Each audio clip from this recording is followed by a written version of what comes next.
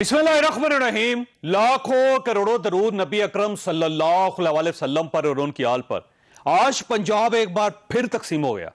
Assembly पर speaker ने कब्जा कर लिया और इजलास भी किया, और दूसरी तरफ हुकूमत ने ऐवान इकबाल में इजलास बुलाया और बजट भी पास करवा लिया। जो इख्तियारात हैं हमारे, उनको सल्ब करने की कोशिश की है गवर्नर के थ्रू, और उनको कम करने की कोशिश की है। इंशाअल्लाह ताला आज़ाद मीडिया और हमारे जो साथी हैं उनके होते हुए ये नहीं होगा। असेंबली के अंदर उन ऑर्डिनेंसेस को हमने आज राजा साहब ने बाकायदा वहाँ रेजोल्यूशन पेश करके वो हमने खत्म कर दिया है। वो ऑर्डिनेंस अब कोई वजूद नहीं है। आज के बाद काबीना ने जो मंजूरी दी और गवर्नर ने उस मंजूरी के तहत जो ऑर्डिनेंस किया है, जब भी पंजाब असेंबली का इजलास गवर्नर बुलाएंगे उसका नोटिफिकेशन सेक्रेटरी लॉ करेगा। जब भी वो इजलास खत्म होगा, खत्म होने का नोटिफिकेशन भी सेक्रेटरी लॉ करेगा।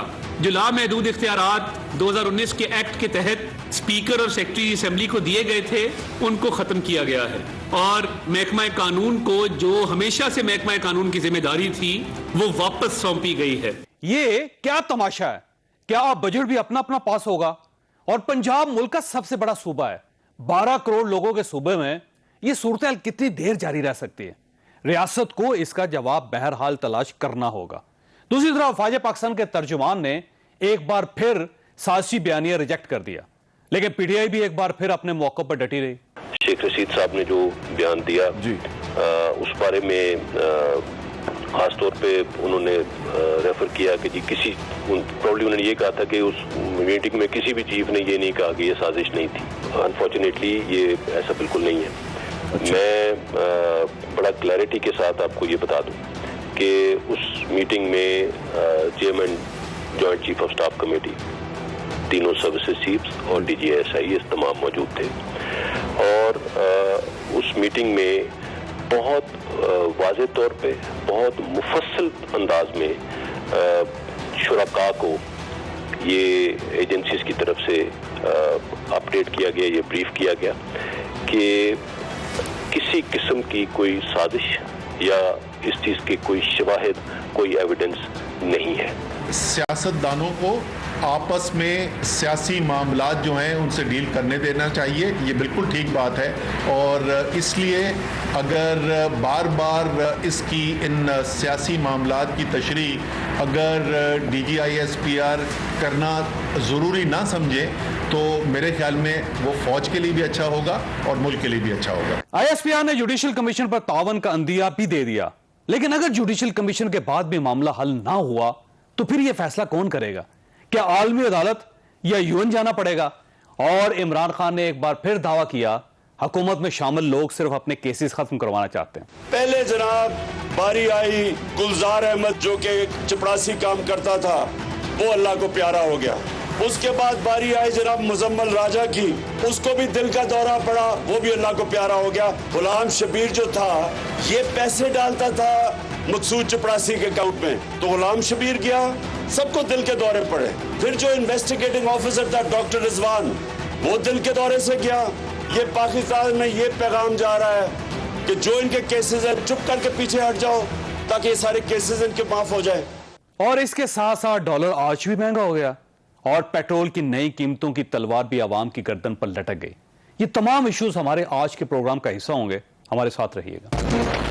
प्रोग्राम में दोबारा खुश आमदीद। हमारे साथ तशरीफ रखते हैं हसन इकबाल साहब, सूबाबंदी के वफाकी वजीर हैं। पाकिस्तान मुस्लिम लीग नून के साथ इनका ताल्लुक है। हसन साहब, ये जुडिशल कमीशन बना के मामला सेटल क्यों नहीं करते जी? गुज़ारे PTI का बार बार मुतालबा है और चौथी मरतबा अफवाज पाकिस्तान के तर्जुमान की तरफ से वजाहत आ चुकी है, इस मामले को सेटल क्यों नहीं करते आप? देखिए, इसमें बड़ी सीधी सी बात है।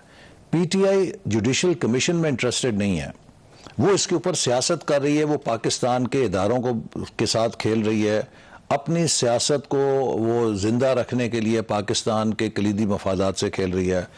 मिसाल के तौर पे इस पे जुडिशल कमीशन अब बनाने की क्या कमी रह गई है जब हुकूमत उनकी PTI की खुद चीफ जस्टिस साहब को लिख गई है? ठीक है, इसमें तो अब वो अगर चीफ साहब चाहेंगे तो बना सकते हैं, यानी कि अब तो उन्हें कोई नई तहरीर रिक्वेस्ट कर दें उनको। नहीं, रिक्वेस्ट तो उनके पास पड़ी है ना।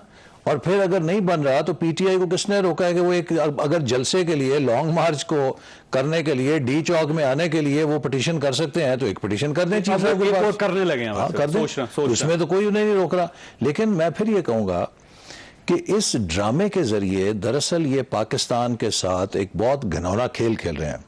जो जावेद चौधरी साहब, हाइब्रिड वॉर होती है ना, उसमें आप टैंक, तोप, गोला बारूद इस्तेमाल नहीं करते, आप फेक न्यूज़ फैला फैला के सोसाइटी को अंदर से इम्प्लोड करते हैं। आप शहरियों के अंदर और इदारों के दरमियान बदएतमादी पैदा करते हैं। आप सोसाइटी में क्याओस, इंतशार, कॉन्फ्लिक्ट को पैदा करते हैं। खान साहब जब से इक़्तिदार से निकले हैं, ये मुसलसल एक मुनज़्ज़म तरीके से पाकिस्तान में इनारकी फैलाने के एक मंसूबे पर अमल कर रहे हैं।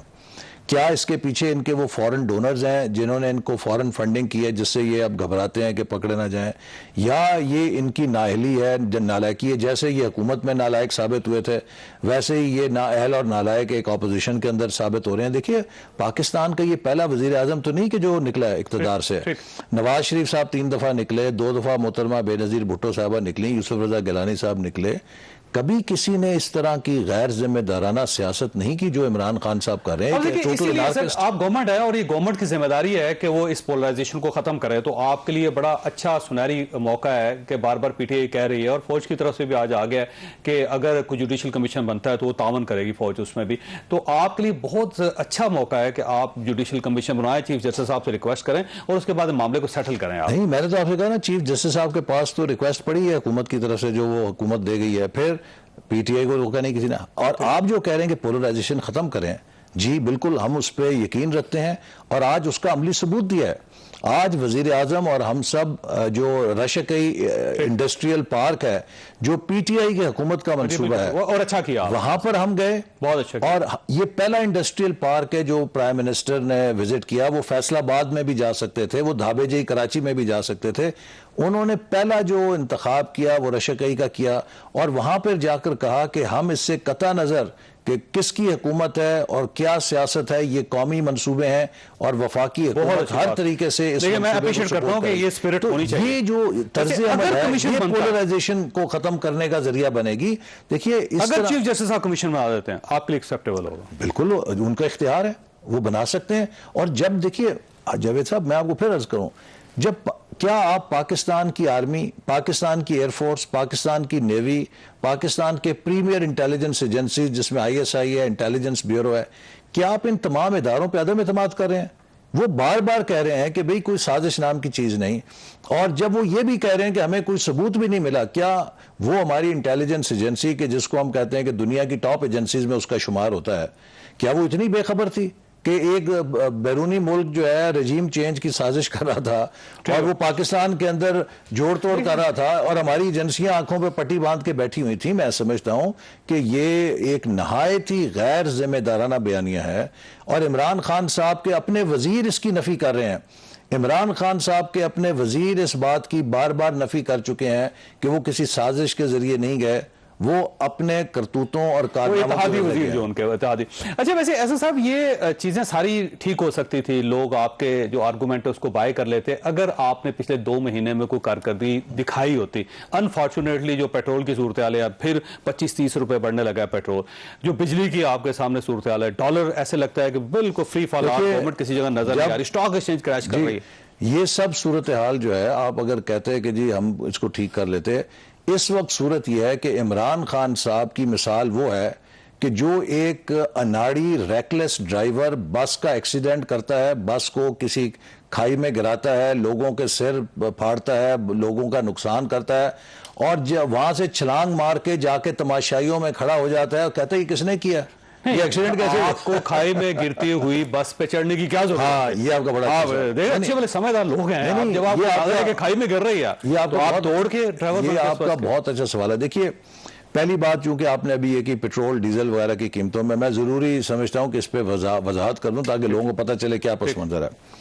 इमरान खान साहब जाते जाते जिस वक्त यूक्रेन के बहरान की वजह से दुनिया में तेल की कीमतें यूं ऊपर जा रही थी, अपनी सियासत को बचाने के लिए या चमकाने के लिए या आने वाली हुकूमत के लिए लैंड माइन बिछाने के लिए पेट्रोल और बिजली सस्ता कर गए। ठीक हो, उससे एक ऐसा होल पैदा हुआ कि एक तरफ आपने खसारा पैदा किया, दूसरी तरफ वो कीमतें तेजी से बढ़ रही थी, वो खसारा एक ब्लैक होल बन गया मईशत के लिए। और अब जब आप IMF के पास जाते हैं, वो कहते हैं जी कि हम आपको पैसे इसलिए नहीं दे रहे कि आप पेट्रोल पंप के ऊपर उसे तकसीम कर दें। खजाने हमने 1 महीना लगाया, कि हम तलाश करें कि कहीं से सब्सिडी दे सकते हैं। जो खान साहब कह के गए कि हमने इसके लिए वसाइल फराम किए, पता नहीं 250 अरब के कहाँ से टैक्स इकट्ठा किया ज़्यादा और ये किया, हमें तो कहीं कुछ नहीं नजर आया। हत्ता ये कि उसका दबाव रुपए के ऊपर पड़ना शुरू हो गया, तो लिहाजा मजबूरन हमें ये इकदाम लेने पड़े। इसकी वजह यह है कि आज यूक्रेन के क्राइसिस ने तेल, सीमेंट, आप दुनिया में गंदम, कोई कमोडिटी आइटम ले लें, उसकी कीमतों को 6-6 गुना बढ़ा दिया। यही जब क्राइसिस उनकी गवर्नमेंट में होता था और 134 रुपए लीटर जब पेट्रोल हुआ था, यही मिफ्ता साहब थे, उन्होंने कहा कि उन्होंने आवाम को छोड़ कर रख दिए, तबाह कर दिया आवाम को, और हम आएंगे तो 70 रुपए पे लेकर जाएंगे। ये खुद मिफ्ता साहब कहते हैं। तो मेरा ख्याल है इंशाल्लाह ये सबसे बड़ा डिजास्टर साबित हो रहा है। ये प्राइसेस जरूर स्टेबलाइज होंगी, इसलिए कि इस वक्त हम एक इमरजेंसी सिचुएशन में है कि जहां हमने इकोनॉमी को बेल आउट करना, वरना आप बैंकरप्ट हो सकते हैं। आपको वैसे एक मिसाल देता हूं ना, मैं जिस वजारत में आज वापस आया हूं, 2018 में जब मैंने ये छोड़ी तो पाकिस्तान का डेवलपमेंट बजट हमने 1000 अरब छोड़ा, पाकिस्तान का डिफेंस बजट 1000 अरब छोड़ा, और डिफेंस जो है वो डेवलपमेंट की कीमत पे नहीं था, और जो डेवलपमेंट है वो डिफेंस की कीमत पे नहीं थी, अपनी अपनी जगह दोनों का 1000 अरब था। इसकी बाब की बात जब मैं आया हूं तो 900 अरब का बजट था 4 साल के बाद डेवलपमेंट का, जो रिड्यूस होकर 550 रह गया। और उसमें भी जावेद चौधरी साहब आखिरी क्वार्टर में अप्रैल के अंदर वजारत खजाना ने कहा कि जीरो रिलीज, हमारे पास पैसा नहीं है कि हम 140-50 अरब की जो आखिरी किस्त है डेवलपमेंट बजट की वो रिलीज कर सकें। लेकिन इक्तिसादी सर्वे पाकिस्तान आपने जारी किया सर, उसके अंदर सारे इशारे पिछली गवर्नमेंट के तो आपने वो आपको वो भी हमने वाजे किया, उसको वाजे किया। ये जो इक्तिसादी सर्वे में फिगर्स आई हैं, इसके अंदर एक फुट नोट बड़ा इंपॉर्टेंट है जो बड़ा जली रूप से लिखा गया, वो ये है कि जो उसके टारगेट्स थे और इसकी जो फिगर्स हैं, इनका आपस में कोई ताल्लुक इसलिए नहीं कि हुकूमत ने चलाकी के साथ 20 साल के इकॉनमी को रीबेस कर दिया था और उसको एक फैला दिया था, उसमें नई चीजें शामिल कर ली, लिहाजा उसकी ग्रोथ जो है वो ओवर शूट करके दिखाई उस पर। अगर आप पुरानी बेस के ऊपर ले जाएं तो ये सारे इशारिये जो हैं 1-1.5% नीचे आ जाएंगे। तो ये इशारियों का ताल्लुक उस बेसिंग के साथ। लेकिन अब आपका जो असल सवाल था ना, आपने एक बड़ा अहम सवाल किया, वो ये था कि जब आपको पता था गिरती हुई कि ये खाई में बस गिरी हुई है, आपको इसकी कुर्सी पे बैठने की क्या जरूरत थी? देखिए उसकी वजह ये है, ये मुल्क हमारा है, खुदा ना खास्ता ये मुल्क अगर दिवालिया हो जाए या श्रीलंका जैसे हालात हो जाए, इसकी कीमत हम सब ने अदा करनी है, ये नहीं है कि हुकूमत किसकी है। दूसरी बात यह है कि इसका अल्टरनेटिव क्या था? अगर हम तहरीक अदम एतमाद ना लाते, हम हुकूमत को ना लाते, हटाते, तो इसका दूसरा अल्टरनेटिव यह था कि हुकूमत का एजेंडा क्या था? हुकूमत का एजेंडा यह था कि उसने पाकिस्तान के कौमी इदारे को पोलिटिसाइज करने का मंसूबा बनाया हुआ था। किसको? किस इदारे को? पाक फौज। अभी क्या कर रहे हैं, यानी कि ये मुसलसल फौज को टारगेट कर रहे हैं, फौज को डिवाइड करने की कोशिश कर रहे हैं, फौज को पोलिटिसाइज करने की कोशिश कर रहे हैं। जैसे हम सिविल के अंदर दो लोग आपस में एक दूसरे के साथ लड़ते हैं, सिर फाड़ते हैं, तुम फलानी पार्टी के, मैं फलानी पार्टी के, ये तो चाहते हैं कि फौज की छावनियों में उस किस्म की लड़ाई हो जिस किस्म की पोलराइजेशन पैदा। आर्मी चीफ लाना चाहते थे, फिर अपना हैंड पिक्ड आर्मी चीफ लाके इनका प्लान था कि अगला इलेक्शन की फिर चुराएं, और इसके साथ साथ जो नेशनल अकाउंटेबिलिटी ब्यूरो था उसके जो ऑर्डिनेंस किया इन्होंने, अमेंडमेंट की, उसके तहत ये लाखों रुपए के ऊपर रिटायर्ड अपने जजेस को उसमें ला के उनको इनाम के तौर पे लाखों रुपए की तनख्वाह ला के इनका पूरा प्लान था कि मुखालफिन जितने इन सबको इलेक्शन से बाहर कर दें। पाकिस्तान अगले इलेक्शन में एक इतने बड़े बहरान में घिर जाता कि उसके बाद जो मुल्क के हालात होने थे, शायद ना आइन बचता, ना पता नहीं क्या मुल्क के साथ होता। तो एक बड़ी एविडेंस है आपके पास, क्योंकि इमरान खान साहब इसको डिनाई करते हैं, वो कहते हैं मैं कोई आर्मी चीफ नहीं लाना चाहता था। उन्होंने कहा जनरल फैज का नाम भी लिया, उन्होंने कहा कि मैं उनको बिल्कुल आर्मी चीफ नहीं बनाना चाहता था, और बस उन्होंने कहा कि उनकी जो पोस्टिंग थी मैं चाहता था कुछ अर्सा और रहे। तो कोई एविडेंस है आपके पास? देखिए सबसे बड़े एविडेंस तो इमरान खान साहब के अपने बयानात है ना, वो हर चीज को, हम अक्सर पीटीआई के दोस्तों को कहते थे कि अपने लीडर को समझाओ, अगर ये कामयाब होना चाहता है तो अपनी जुबान बंद रखा करे, क्योंकि ये खुद अपनी दुश्मनी करता है अपने अल्फाज से और अपने बयानात से। तो हर चीज को तो वो तकरीबन खुद कह चुके हैं। लेकिन अब असल बात यही मशवरा मिफ्ता साहब को भी जरूर है, जरूर मैं पहुंचा दूंगा, उनकी ब्रेक्स भी फेल है। तो अब हमारे सामने जो सूरत थी वो ये थी कि या हम अपनी सियासत बचाएं या हम इस मुल्क को बचाएं। और हमने एक मुश्किल फैसला किया है कि अपने पॉलिटिकल कैपिटल को बर्न करके मुल्क बचाने का फैसला किया है। और इंशाल्लाह अगर मुल्क वापस आ जाता है और मुल्क की मईशत बहाल हो जाती है तो मुझे यकीन है कि सियासत भी बच जाएगी। तो ये कहा जाए कि आपने मुल्की मफाद में अपनी सियासत कुर्बान कर दी तो बात ठीक होगी? मैं कहूँ समझता हूँ ठीक है, बिल्कुल ठीक है। मैंने ब्रेक लेनी है, लेकिन आपके पास एक सवाल छोड़ के जा रहा हूं कि अगर पेट्रोल की कीमतें हम नहीं बढ़ाते तो IMF के साथ हमारा निगोशिएशन दोबारा नहीं स्टार्ट हो सकेगी। छोटी सी ब्रेक और ब्रेक के बाद दोबारा जरूर प्रोग्राम में दोबारा खुशामदीद। ऐसे सही ये फरमाइए सर, ये जब तक पेट्रोल की कीमतें नहीं बढ़ेंगी IMF जो है उनके साथ हमारे मुज़ाकरा दोबारा स्टार्ट नहीं होंगे?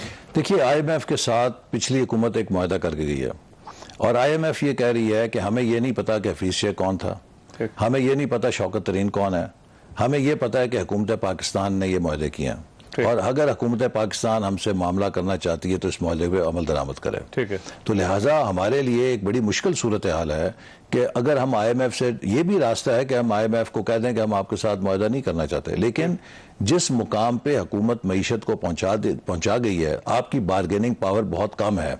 लिहाजा अब अगर आपने अपनी करेंसी में इस्तेकाम लाना है, मईशत में इस्तेकाम लाना है और इंटरनेशनल इन्वेस्टर को कॉन्फिडेंस देना है तो उसके लिए नागुज़ीर है कि आप IMF को एंगेज करें। और अगर उन्हें एंगेज करना है तो फिर उनकी बुनियादी शर्त यही है, वो कहते हैं कि एक जो मुआहदा हमसे हो चुका है उसको आप ऑनर करें और दूसरी बात यह है मतलब तमाम उसके अंदर जो आपने बातें लिखी हैं पूरी करें। पेट्रोल की कीमत मार्केट के मुताबिक होगी और उस पर लेवी भी लगेगी। जी, और वो ये कहते हैं जी कि उसी कहते हैं कि आप जो पेट्रोलियम प्रोडक्ट पे खसारा कर रहे हैं इसको खत्म करें, क्योंकि अगर आप हमसे कर्जा लेना चाह रहे हैं तो इस कर्जे को अगर आप पेट्रोल पंपों के जरिए लोगों में तकसीम कर देंगे फिर हमें आपको कर्जा देने का फायदा नहीं, हम तो आपकी टैक्स भी लगेगा। वो ये पिछली हुकूमत तय करके गई है। तो हम इसको अभी कंटेस्ट कर रहे हैं, हम इसको कह रहे हैं कि इतना गैर मामूली जो बोझ है वो बहुत तबाहकुन होगा मईशत के लिए। मैं उम्मीद करता हूं कि इसमें हमें कुछ कामयाबी मिल सकेगी। लेकिन ये बात 300 रुपए लीटर हो जाएगा। देखिए ना, आपको पता नहीं हमाद अजहर ने क्या कहा था, क्यों कहा था 300 रुपया? क्योंकि ये मुआहदा करके गए हुए हैं, उन्हें पता है कि ये क्या मुआहदा करके गए हुए हैं। तो इस वक्त जो सूरत हाल है, जो अरब ममालिक हैं जिनके तेल के चश्मे हैं, हमारे भाई मुल्क हैं, वो भी ये कहते हैं कि हमने भी तेल की सब्सिडी खत्म कर दी हुई है, तो आप भी, आपके पास तो तेल नहीं है ना, आप किस तरीके से सब्सिडाइज कर रहे हैं? तो हम शौकत तरीन साहब ने यह दावा किया है कि हमने IMF के साथ मुआहदा किया था बिजली का कि 2.5 रुपए हम यूनिट पर यूनिट बढ़ाएंगे, इन्होंने 7.25 बढ़ा दी। मुआहदा तो 2.5 रुपए। मैं आपको दावत दूंगा कि जो मुआहदा करके गए हैं वो अब नेट के ऊपर पड़ा है, आप खुद पढ़ के देख लीजिए कि इन्होंने क्या मुआहदे किए हैं। जो बिजली है उसका बराह रास्त ताल्लुक तेल की कीमतों के साथ है, क्योंकि तेल जो है उसके अंदर बहसियत ईंधन इस्तेमाल होता है। ये नहीं हो सकता कि आप अगर तेल की कीमत जो है गैर मामूली तौर पे बढ़ाएं और बिजली को आप बरकरार रख सकें उसकी कीमत को, क्योंकि जब उसकी इनपुट बढ़ती है तो आपको बिजली भी बढ़ानी पेट्रोल की कीमत बहरहाल आपको बढ़ानी पड़ेगी। क्या ख्याल है आपका? मेरा ख्याल है कि इसमें जो मार्केट हमने बढ़ानी नहीं है, मार्केट चॉइस ये है कि जो बैनुल अक़वामी मार्केट है उसके मुताबिक की जाए। फिर IMF के जी, फिर IMF कहते हैं कि हम आपसे बातचीत करने के लिए तैयार हैं कि जो आपका खसारा है, जो आपकी सब्सिडी है उसे खत्म करें। अब सब्सिडी हम दे सकते हैं अगर हमारे पास पैसे हों। यहां तो हालत यह है कि चौथे क्वार्टर के लिए जीरो रिलीज है, खजाना के ये हाल करके गए हैं ये हमारे PTI के जो बड़े। मैं एक ना, आप जब आए थे तो आपको याद है कि आपने इलेक्शनों में मेरा इंटरव्यू लिया था, तो मैंने आपको एक मिसाल दी थी कि एक अनाड़ी जो है मोटरसाइकिल पे अगर कोई उसको चाबी देंगे तो वो क्या अशर करेगा, तो आपने एक उसमें लुकमा दिया था, आपने कहा था कि अगर किसी ने छीन के दे दी तो क्या बनेगा। तो वो अनाड़ी जैसे भी बैठा। इमरान खान साहब आप ये कह रहे हैं कि मुझसे छीन के इनके हवाले कर दिए नाड़ियों के। और हम तो अल्हम्दुलिल्लाह हमें तो पता है और हम अब वो सख्त फैसले कर रहे हैं जो अब इमरान खान साहब की नाहली और नालायकी की वजह से कौम को बोझ उठाना पड़ रहा है। असल में आप देखिए कि ये इनको पता है ये क्या करके गए हैं, इसीलिए तो आज किसी को मुंह दिखाने के काबिल नहीं। जो इनकी लॉन्ग मार्च थी उसमें लोग क्यों नहीं आए? ऐसे साहब ये लोगों को पता है कि ये इस मुल्क को इस खाई के अंदर इस गड़े में ये आपसे कि अगर आपने अगले 6 महीने में चीजों को कंट्रोल ना किया तो आप लोग भी मुंह दिखाने के काबिल नहीं रहेंगे। वैसे देखिए हम इंशाल्लाह इसमें जरूर कामयाब इसलिए होंगे कि हम नेक नियति से काम कर रहे हैं और हमारी नेक नियति का सबसे पहला सबूत यह है। देखिए जावेद चौधरी साहब, हम चाहते तो आते साथ ही इलेक्शन का ऐलान करके मुल्क को एक बहरान में फेंक देते, चूंकि जो बेयकीनी आनी थी अगले 4 महीने 3 महीने के लिए, उसके अंदर मुल्क की मईशत ने यूं स्पाइरल करके नीचे की तरफ जाना था। हमने इस जिम्मेदारी के बोझ से फरार हासिल नहीं किया। हम इतने बेवकूफ नहीं, इतने नादान नहीं कि हमें ना पता हो। आपको अंदाजा था कि हालात इतने खराब? जी, तकरीबन काफी हद तक अंदाजा था। आपको ये पता था कि फंस जाएंगे आप? नहीं, हमें ये पता था कि बहुत बड़ा बोझ उठाना पड़ेगा। तो मैं आपको ये अर्ज कर रहा हूं कि अगर हमने ये फैसले करने की जुर्रत दिखाई है, इसके पीछे हमारी कौमी जिम्मेदारी है कि हम मुल्क को एक बहरान में नहीं धकेल सकते। देखिए, हमने अगर अपनी सियासत बचानी होती तो जैसे मैंने आपसे कहा कि महीने के अंदर इलेक्शन, असेंबली तोड़ के इलेक्शन में चले जाते, लेकिन जो अगले 3-4 महीने की बेयकीनी है वो पाकिस्तान को इतना दलदल में फंसा देती, हम निकल ना सकते। हमने उसके बिलमुकाबिल फैसला किया कि अगर सख्त फैसले मुल्क के लिए नागुज़ीर हैं हम करेंगे, मईशत को बहाल करेंगे, और अगर मुल्क संभल गया तो सियासत भी ठीक। इलेक्शन जल्दी नहीं होंगे, इलेक्शन अब टाइम पे ही होंगे। जी, इलेक्शन टाइम पे ही होंगे, चूंकि अभी इस वक्त ऐसी हालात हैं कि अगर हमने कोई बेयकीनी पैदा की तो ये जो हमने कुछ सख्त कदम उठाए इनके भी असरात फिर हमें पीछे ले जाएंगे। तो अब इलेक्शन पे कोई कंप्रोमाइज नहीं हो सकता, वो टाइम पे ही होंगे। जी, इलेक्शन बिल्कुल टाइम पे होंगे, और इसलिए जरूरी है कि टाइम पे हों कि इस 1 साल के अंदर हमने पाकिस्तान की मईशत को स्टेबलाइज करना है। ठीक ठीक। अच्छा, ये फरमाइए, ये जनरल परवेज मुशर्रफ साहब आ रहे हैं पाकिस्तान वापस, और आप लोगों ने देखिए, नवाज शरीफ साहब ने तो एक बड़ा अच्छा खैर सगाली की बात की है और कहा है कि हमारी जो असूली सियासत है वो नजरियात के हवाले से है, लेकिन एक शख्स जो अब बीमार है और मैं समझता हूं कि अगर वो एक नहायत ही बीमारी की हालत में है तो इंसानी हमदर्दी के नाते उन्होंने कहा कि मेरी कोई ज़ाती किसी से अना या ज़ाती नफरत नहीं है। तो ये एक वज़ादारी नवाज शरीफ साहब की शख्सियत का हिस्सा है। अगरचे उनके दौर में नवाज शरीफ साहब ने जलावतनी काटी, उनके दौर में मैं गवाह हूँ कि जब उनको ये पेशकश की गई कि वो मशरूत तौर पे अपने वालिद की तदफीन में शरीक हो सकते हैं, लेकिन उन्होंने वो शर्त नहीं मानी और वो हक भी अपना सरेंडर किया कि वो अपने बाप को अपने हाथों से लहद में उतारते। बहुत मुश्किल हालात उस दौर में देखे, लेकिन मैं समझता हूं कि उन्होंने एक अच्छी मिसाल कायम की है और कहा है कि अगर वो पाकिस्तान आना चाहते हैं तो उन्हें आने देना चाहिए। लेकिन आपको याद होगा जब आर्टिकल 6 लगाया था, जनरल परवेज मुशर्रफ साहब पे उस वक्त कैबिनेट का भी हिस्सा थे, उस वक्त मियां नवाज शरीफ साहब ने कहा था कि ये मेरा जाती इशू नहीं, मुल्क का इशू है। तो अब जाहिर है मुल्क के इशू को भी आप वापस ले रहे हैं, तो इसके जवाब में मियां साहब को उनकी वापसी के कुछ चांसेस हैं? देखिए, मैं ये समझता हूं कि जो उस वक्त नवाज शरीफ साहब ने किया था, इसके बाद आपने देखा कि जो जिस तरह से मुशर्रफ साहब मुल्क से फरार भी हुए, और पिछले इन सालों में बड़ी हद तक तारीख ने भी अपना फैसला दे दिया कि जनरल मुशर्रफ दोबारा पाकिस्तान में नहीं आ सके। और अब जब एक तारीख के अंदर फिर हाई कोर्ट के अंदर भी एक फैसला आ गया कि उनके तमाम इकदामात आइन शिकनी के ज़ुमरे में हैं और आर्टिकल 6 उन्होंने वायलेट किया है, तो ये चीजें अब जब रिकॉर्ड पे आ चुकी हैं तो एक बीमार शख्स के साथ आर्टिकल 6 वापस ले लेगी, क्योंकि गवर्नमेंट जब तक आर्टिकल 6 पे कार्रवाई वापस नहीं लेती उस वक्त तक जनरल मुशर्रफ साहब नहीं आ सकते, नहीं तो आपको गिरफ्तार करना पड़ेगा उनको।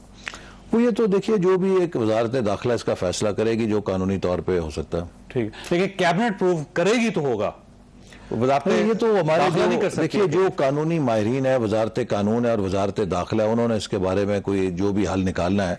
लेकिन मैं समझता हूं कि एक अच्छा इंसानी जेस्चर है, हमें सोसाइटी को पोलराइजेशन से वापस लाना है। हमें सोसाइटी को, मैं अप्रिशिएट करता हूं सर इसको, लेकिन इतना ही बड़ा दिल अब आपको इमरान खान साहब के लिए भी करना चाहिए। नहीं, हम तो आज जब रशिया कहीं गए हैं तो बड़े दिल के साथ गए हैं। इमरान खान साहब की हुकूमत का मंसूबा है, लेकिन वहां के वजीर आला में इतना ज़र्फ नहीं था कि वो अपने वजीर आजम के इस्तकबाल के लिए वहां पर आ सके। लेकिन पंजाब के अंदर जो कुछ इमरान खान साहब स्पीकर के जरिए करा रहे हैं, जो सदर मुमलिकत आरिफ अलवी के जरिए इमरान खान साहब बड़ापन दिखा रहे हैं, मैं समझता हूं कि ये भी हमारे मुल्क की तारीख में नहायत ही नीचे दर्जे के पैमाने हैं जो वो सियासत में तय कर रहे हैं। चंद सेकंड रह गए, आप इमरान खान साहब के साथ बैठने के लिए तैयार हैं? मुल्की मफाद हमने तो कभी इनकार नहीं किया। देखिए, जब इमरान खान साहब धरने पे बैठे थे आर्मी पब्लिक स्कूल के बाद, हमने उसके बाद नेशनल एक्शन प्लान के लिए इनको बुलाया, इनके साथ बैठे। और आज भी मैं समझता हूं कि नेशनल चार्टर ऑफ इकोनॉमी जो है, इसके लिए ज़रूरत है कि हम सब अपने सियासी तनाज़ात को एक तरफ रख के खालिसतन मुल्क के लिए अगले 10 सालों के लिए, 15 सालों के लिए कुछ बुनियादी चीज़ों पर इत्तफाक करें कि किसी की भी हुकूमत हो उन चीज़ों से कोई इनहराफ नहीं करेगा, जैसे हमने नेशनल एक्शन प्लान में करके दिखाया है। उसी तरह एक नेशनल एक्शन प्लान अब इकोनॉमी के लिए बनाने की जरूरत है, और इमरान खान साहब इस मुल्क की एक पार्टी के सरबराह हैं, हम क्यों नहीं उनके साथ बैठेंगे? आपको खुद जाना पड़ेगा उनको राजी करने के लिए? नहीं, मुझे तो कोई इतराज नहीं, मैं जाने के लिए तैयार हूं। प्राइम मिनिस्टर साहब नहीं, अगर वो तैयार हों तो हम तो जाने के लिए तैयार हैं, कोई ऐसा मसला नहीं है। लेकिन खान साहब जिस सतह पर पहुंच गए हैं, मैं समझता हूं कि जिस पोलराइजेशन की वो जंग शुरू कर चुके हैं, जिस तरह हमारे वो कौमी इदारों पर हमले कर रहे हैं, मेरा ख्याल है कि उन्होंने खुद को कौमी धारे से, सियासत के कौमी धारे से अलग कर लिया। ठीक है, ऐसा साहब आपका बहुत बहुत शुक्रिया। खासा यहाँ पे छोटी सी ब्रेक लेंगे और ब्रेक के बाद फवाद चौधरी साहब हमारे साथ होंगे। प्रोग्राम में दोबारा खुश आमदीद। हमारे साथ फवाद चौधरी साहब इस वक्त मौजूद है, साबिक वफाकी वजीर हैं। पाकिस्तान तहरीक इंसाफ के साथ इनका ताल्लुक है, किसी तारफ के मोहताज नहीं। चौधरी साहब ये फरमाइएगा कि चौथी मरतबा फौज की तरफ से, तर्जुमान की तरफ से, फौजी तर्जुमान की तरफ से वजाहत आ गई कि किसी किस्म की साजिश नहीं थी, लेकिन इसके बावजूद आप लोग मुतमईन नहीं हुए। अल्टीमेटली कैसे मुतमईन होंगे? देखिए जी, मुझे तो नहीं लगता कि चौथी बार में, पता नहीं क्यों आ रहे हैं बार बार, लेकिन बहरहाल उनको ज्यादा इम्पोर्टेंट तो ये है कि जो जुडिशल कमीशन बनना चाहिए, और जुडिशल कमीशन का मामला पेंडिंग पड़ा हुआ है। सदर पाकिस्तान ने भी लिखा है, स्पीकर ने भी लिखा है, वज़ीर आज़म पाकिस्तान ने भी लिखा है, और वो चीफ जस्टिस पाकिस्तान के पास है। तो ये चीज जो है वो तो चीफ जस्टिस पाकिस्तान सेटल कर सकते हैं, DGISPR तो सेटल नहीं कर सकेंगे। ठीक है, तो लगा आपको फौज की वजाहत नहीं चाहिए, आपको एक जुडिशल कमीशन चाहिए। जुडिशल कमीशन ही बनेगा तो उसमें वो सारे जो TOR जो काबीना ने मंजूर किए हैं उसके ऊपर तहकीकात हो सकेंगी ना, उसके बगैर तो तहकीकात हो नहीं सकती। और जो जुडिशल कमीशन बने उसके TORs वो होने चाहिए जो आपकी गवर्नमेंट ने बनाए थे। वो तो TORs वफाकी काबीना जो है वो बना चुकी है, और वो फाइनल करके चीफ जस्टिस पाकिस्तान को मेरा ख्याल है वो भेजे जा चुके हैं। वो फैसला जो काबीना का है वो भी भेजा जा चुका है, फिर सदर पाकिस्तान का लेटर भेजा जा चुका है। तो वो सारे उन्हीं TORs के ऊपर वो तहकीकात कर रहे हैं, और जो भी सच है वो सामने आ जाए। तो इसका मतलब ये हुआ कि जो नेशनल सिक्योरिटी कमेटी है उसके फिर अलामिया का कोई फायदा नहीं हुआ, जो आपके दौर में हुआ था ज़ाहिर प्राइम मिनिस्टर साहब की कंसेंट से हुआ उस वक्त, और जो उसके बाद नई हुकूमत ने करवाया, तो फिर उसकी कोई अहमियत हैसियत नहीं है, ये जुडिशल कमीशन ही फैसला करेगा। नहीं, उसी जो नेशनल सिक्योरिटी कमेटी का जो एलामिया है उसी की बुनियाद के ऊपर ही तो कमीशन बन रहा है। तो मुझे नहीं पता आप क्यों कह रहे हैं कि उसकी अहमियत नहीं, क्योंकि उसी में ही तो जो ये बात तय हुई कि ये पाकिस्तान के अंदरूनी मामलात में एक बहुत बड़ी मुदाखलत थी, और उसका जो तहकीकात हैं वो होनी चाहिए, और उसी की बेस पे डिमाश दिया गया जो स्पीकर जो सफीर है अमेरिका के उनको, और उसके बाद अब उसके बाद काबीना ने मीटिंग की, और नेशनल सिक्योरिटी कमेटी का जो एलामिया है और पार्लियामेंट की जो नेशनल सिक्योरिटी कमेटी है उसका जो एलामिया है, उन दोनों को मद्देनजर रख के उन्होंने TORs की तरतीब दी।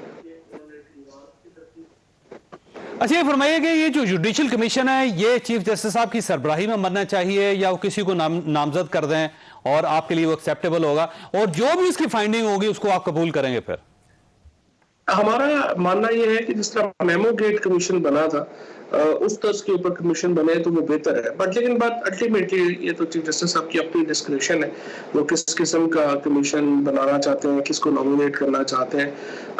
लेकिन ये अल्टीमेटली अगर मेमो गेट के तर्ज पे बने तो वो फिर इफेक्टिव होगा। और ये फरमाइएगा, आपके पास सबूत हैं कोई मुदाखलत के या साजिश के, और आप वो सबूत पेश करेंगे? हाँ, वो जो डिमाश है वो, और उससे पहले जो लेटर है वो खुद ही सबूत है, उसके अंदर जो कुछ लिखा गया है उसके बाद और क्या सबूत चाहिए। अगर आपको जावेद चौधरी साहब, अगर आज आपको मैं ये कहूँ कि आप जो है वो कल नौकरी के ऊपर नहीं रहेंगे, और एक्सप्रेस अखबार जो है, एक्सप्रेस ग्रुप जो है, उसके साथ हमारा ताल्लुक सिर्फ तभी रहेगा जब जावेद चौधरी कल से प्रोग्राम बंद कर देंगे, तो आप इसको कैसे लेंगे?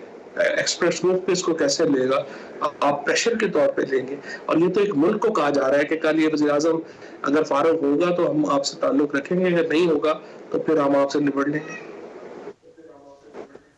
लेकिन चूसा देखिए, जब कमीशन बनेगा तो वो भी रिलाय करेगा रियासती इदारों पे, फिर इन्हीं एजेंसियों को बुलाया जाएगा, ISI को बुलाया जाएगा, IB को बुलाया जाएगा, MI को बुलाया जाएगा, फिर इसके अलावा फॉरेन सर्विस के लोगों, फॉरेन सेक्रेटरी को बुलवाया जाएगा, हो सकता है उस सफीर को भी बुलवा लिया जाए, और यही लोग फिर यही बयान देंगे, तो फिर आपके लिए वो एक्सेप्टेबल कैसे होगा फिर? हाँ नहीं, वो क्या बयान देंगे अभी तक तो हमें नहीं पता उनका क्या बयान है। मतलब 4 बार बयानिया अफवाज पाकिस्तान की तरफ से आ चुका है, कोई साजिश नहीं हुई, कोई मदाखलत नहीं हुई, किसी किस्म का पाकिस्तान को थ्रेट नहीं किया गया, कोई फॉरेन ये फंडेड गवर्नमेंट नहीं है, ये लोकल गवर्नमेंट है, और उन्होंने कहा किसी जगह कोई मदाखलत नहीं, हम न्यूट्रल है। फिर तो और अच्छा है कि कमीशन बन जाए और वहां पे सारे जो मुतलका लोग हैं उनसे आके बात हो जाएगी, जरा भी हो जाएगी, गुफ्तगू भी हो जाएगी, पता भी चल जाएगा क्या क्या मामला है। अच्छा, वैसे जब ये पहली कमेटी की इजलास हुआ था तो आपकी गवर्नमेंट थी, आप उसे बना लेते कमीशन, आपके पास तो बड़ा वक्त था, सुनहरी मौका था आपके लिए। उसी वक्त ही कहा था, फौरन उसके बाद जब मीटिंग हुई उसके फौरन बाद ही कमीशन के ऊपर मामला जो है वो शुरू कर दिए गए।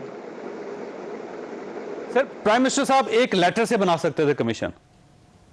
नहीं, वो कमीशन हमने बनाया था, उसमें हमने जनरल तारिक साहब को जो नॉमिनेट किया था, लेकिन बाद में जनरल तारिक साहब का आपको बयान याद होगा कि उन्होंने कहा कि उन्हें मना कर दिया गया है कि वो नहीं होंगे, तो फिर जो है वो हमने चीफ जस्टिस, आप सुप्रीम कोर्ट ऑफ पाकिस्तान से चीफ जस्टिस साहब से उसी को रिक्वेस्ट कर लेते सर। चीफ जस्टिस पाकिस्तान को ही फिर रिक्वेस्ट भेज दी थी, एज ए प्राइम मिनिस्टर ही कैबिनेट ने जो है वो चीफ जस्टिस पाकिस्तान को रिक्वेस्ट भेज दी थी कि आप कमीशन बना दें। ठीक हो, अब एक इशू ये है कि फर्ज कर लें कि जुडिशल कमीशन बनता है और जुडिशल कमीशन की जो भी फाइंडिंग हो वो आपके खिलाफ हो या आपके हक में हो, आपके लिए एक्सेप्टेबल होगी, कबूल होगी आपको? जी जाहिर है, वो तो जो भी फाइंडिंग्स होंगी वो कबूल करनी होगी सबको। ठीक हो, सर ये जो पंजाब के अंदर हो रहा है, आप स्पीकर साहब को समझाते क्यों नहीं? इस तरह तो पूरा एक मजाक बन गया पूरे पाकिस्तान के अंदर। ज़ाहिर है बजट जो है पहली मरतबा एक ऐवाने बल्कि असम्बली से बाहर जाके पास हुआ है और ऐवाने इकबाल के अंदर हुआ है, तो आप ये समझते हैं ठीक है ऐसा ही होना चाहिए? स्पीकर साहब को क्या समझाना है? ये समझाने वाली सारी बातें तो हमजा शहबाज साहब को है और इस हुकूमत को है, जिन्होंने पहले एक अनकॉन्स्टिट्यूशनल चीफ मिनिस्टर मुसल्लत किया और उसके बाद अनफॉर्चुनेटली जिस तरह से लाहौर हाई कोर्ट ने जिस तरह से उनके केसेस को लिंगर ऑन किया, फैसला नहीं किया।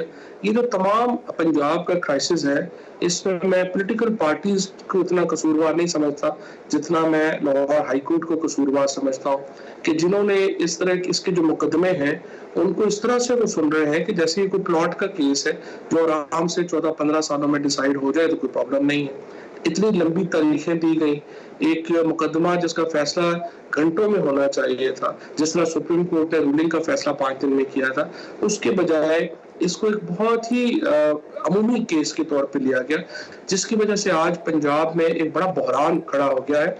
किसी भी तौर के ऊपर जो आदमी थोड़ा सा भी आइन को, पार्लिमानी जमहूरियत को समझता है, उसके नजदीक आज का जो ऑर्डिनेंस है वो प्रोक्लेमेशन है मार्शल लॉ की, और किसी तौर के ऊपर भी जो लॉ मिनिस्ट्री है वो किस तरह से चार्ज ले सकती है असेंबली का। ये तो कल मलिक अहमद खान साहब जो है एक और प्रोक्लेमेशन जारी करेंगे लॉ मिनिस्ट्री की और वो चीफ जस्टिस को फारिग कर देंगे, बिकॉज आपने सेपरेशन ऑफ पावर्स की जो सारे का सारा डॉक्ट्रिन है उसको तो आज आपने खत्म कर दिया। किसी तरह से मुकन्ना के इख्तियारात इंतजामिया जो है वो कम कर सकती है या स्पीकर के इख्तियारात कम कर सकती है, और आपने वो स्पीकर को और असेंबली को मातहत कर दिया इंतजामिया के। कल आप कहेंगे कि नहीं जुडिशरी भी हमारे मातहत है, उसकी भी आप प्रोक्लेमेशन जारी कर देंगे। तो ये तो एक पूरा जो ट्रिकोटोमी ऑफ पावर्स का एक कॉन्सेप्ट है, सेपरेशन ऑफ पावर्स का जो एक कॉन्सेप्ट है पंजाब में, उसको तो आप इसे चैलेंज करेंगे, और लेकिन किस फोरम पर चैलेंज करेंगे? मेरे ख्याल में तो चैलेंज करना ही नहीं चाहिए। क्या फायदा हुआ जो पहले चैलेंजेस किए हैं, उनका क्या फायदा हुआ है? और ये तो एक अनफॉर्चुनेट बात है, इसकी कोई लिस्टिमेसी नहीं है। ये तो अल्टीमेटली अकेला जा रहा है एक कि अवाम ही निकले और यहाँ पाकिस्तान में गली मोहल्लों में फसाद हो तो फिर जाके मामला जो है ये सोल्यूशन में जाएगा। क्योंकि इस वक्त जो हालात नजर आ रहे हैं हमारे यहाँ जो जुडिशरी है स्पेशली, वो तो अपना किरदार अदा करने को तैयार नहीं है। और जब आइन और कानून का नहीं होता है, जब आप उसको नहीं करते, तो फिर गली मोहल्लों में फैसले होने हैं, फिर अब अदालतों में क्यों लोग जाएंगे? अच्छा, ये फरमाइए सर, ये आज राणा सनाउल्लाह साहब ने एक बयान दिया है, मोनस इलाही साहब के से रिलेटेड उनके खिलाफ FIR हुई है और उनका ये कहना है कि ये मुकदमा इमरान खान साहब ने बनवाया था और FIA ने इन्वेस्टिगेशन की थी, हमारे पास तो एक फाइल आई और उसमें वो गवर्नमेंट ने ठीक फैसला किया हुआ था, हमने उस फैसले को इंप्लीमेंट कर दिया। तो सर, ये वाकई आपके दौर में हुआ था फैसला? उस वक्त तक तो मुझे नहीं लगता कि मोनस इलाही साहब जो है वो किसी इंक्वायरी या FIA में उनको नामजद किया गया था। और अगर उस दौर में शिकायत हो सकता है कि किसी की आई हो या की हो, लेकिन जो मुकदमा है वो कभी भी उनके खिलाफ फाइल नहीं हुआ। और दूसरी बात यह है कि राणा सनाउल्लाह साहब जब काम कर रहे हैं तो जिम्मेदारी लें, डरते क्यों हैं? मुझे लगता है कि आज जो मोनस ने एक तगड़ा जो बयान दिया है, वो खुद ही चला गए हैं उधर अपने ऑफिस में भी और उन्होंने कहा कि मैं आ गया, जो करना है कर लें। और राणा साहब शायद उसकी वजह से थोड़ा बैकफुट के ऊपर हो गए हैं, थोड़ा सा खौफजदा लगे हैं इस बयान से। तो आप ये समझ रहे हैं कि ये केस आपने नहीं किया था, ये इस गवर्नमेंट ने किया? देखिए, मैं ये कह रहा हूँ कि जब राणा साहब ने आज उन्हें इम्प्लीकेट किया है, केस फाइल किया है, तो मर्द बने फिर उस पर खड़े रहे, फिर पीछे क्यों हट रहे? ठीक हो। अच्छा, ये फरमाइए सर, ये क्या किसी भी सूबे को बजट से महरूम रखा जा सकता है? अगर स्पीकर साहब चाहते हैं तो कल बजट पास हो सकता था, परसों बजट पास हो सकता था, लेकिन जानबूझ के जब उन्होंने बजट पास नहीं होने दिया परवेज इलाही साहब ने, तो अल्टीमेटली सूबे ने बजट तो पास करवाना है, वो हो सकता है सड़क पे पास करवा लेते।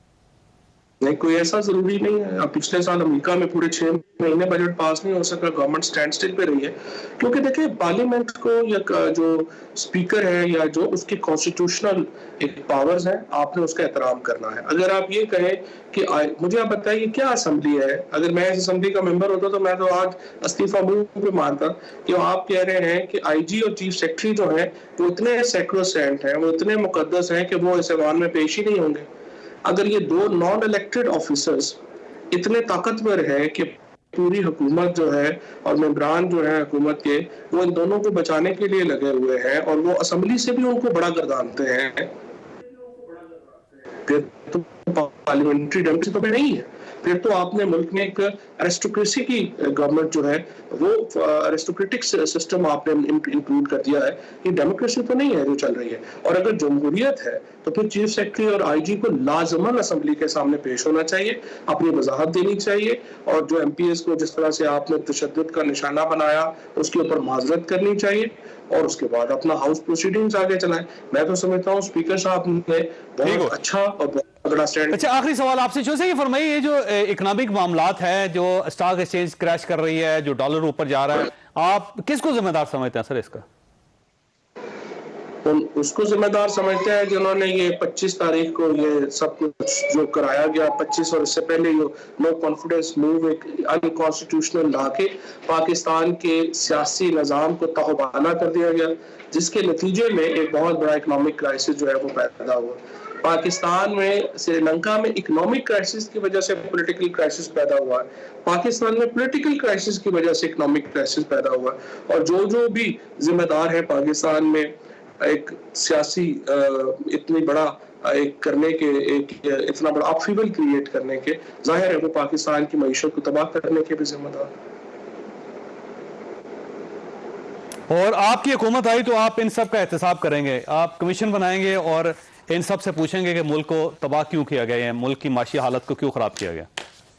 नहीं, कमीशन तो रजीम चेंज का भी बनाना चाहिए, चीफ जस्टिस साहब को बनाना चाहिए और उसके मुताबिक जो है वो आगे बढ़ना चाहिए। वो तो बाद की इलेक्शंस की बात की बात है, ये तो हम तो जानते हैं, कमीशन तो ये भी बनना चाहिए। ठीक हो। ये सब आपका बहुत बहुत शुक्रिया, आपने बिचौई साहब की गुफ्तगू सुनी। अल्लाह ताला आप और आपके अहल खाना को हर किस्म मुसीबत से महफूज रखे। अल्लाह हाफिज।